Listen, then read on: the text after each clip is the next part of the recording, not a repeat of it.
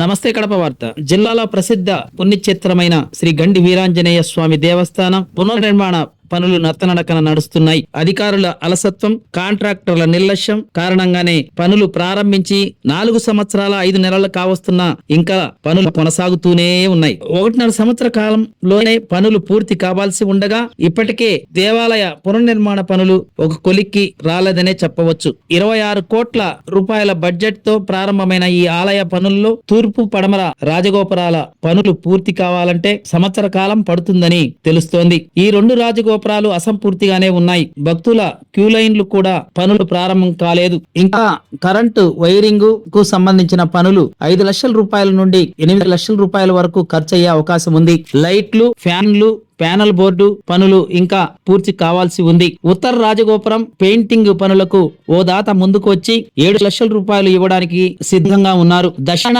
రాజగోపురానికి సంబంధించిన పెయింటింగ్ పనులకు ఇంకొక దాత 6,50,000 రూపాయలు ఇవ్వడానికి సిద్ధంగా ఉన్నట్లు తెలుస్తోంది. ఆంజనేయ స్వామి వాహనమైన వంటెను ఏర్పాటు చేయడానికి 2 లక్షల రూపాయలు ఖర్చు అవుతుంది. ఈ మొత్తాన్ని ఇవ్వడానికి ఓ దాత ముందుకొచ్చారు. దాతల్లో దాతృత్వం ఉన్న అధికారుల, కాంట్రాక్టుల నిర్లక్ష్య కారణంగా పనులు ప్రారంభించి 4 సంవత్సరాల 5 నెలలు కావస్తున్న స్వామివారిని బాలాలయంలోనే ఉంచాల్సి వచ్చింది. ఈ నెల 22వ తేదీన దక్షిణ రాజగోపురం, ఉత్తర రాజగోపురానికి సంబంధించిన పెయింటింగ్ పనులు ప్రారంభించే అవకాశం ఉంది. ప్రభుత్వం ఖర్చు చేస్తున్న నిధులే కాకుండా దేవాలయానికి సంబంధించిన 1 కోటి రూపాయలు ఖర్చు చేసినట్లు తెలుస్తోంది. కాంట్రాక్టర్ ఇప్పటి వరకు 21 కోట్ల రూపాయలు ఖర్చు చేశారు. ఇంకా 5 కోట్ల రూపాయలకు సంబంధించి ప్రాకారము, తూర్పు పడమర రాజగోపురాలు పనులు చేయాల్సి ఉంది. శ్రావణ మాసంలో శ్రీ గండి వీరాంజనేయ స్వామి వారి బ్రహ్మోత్సవాలు జరగనున్నాయి. ముందుగానే అంటే ఏప్రిల్, మే నెలల్లో ముఖ్యమంత్రి చంద్రబాబు నాయుడు చేత మహా కుంభాభిషేకం నిర్వహించాలని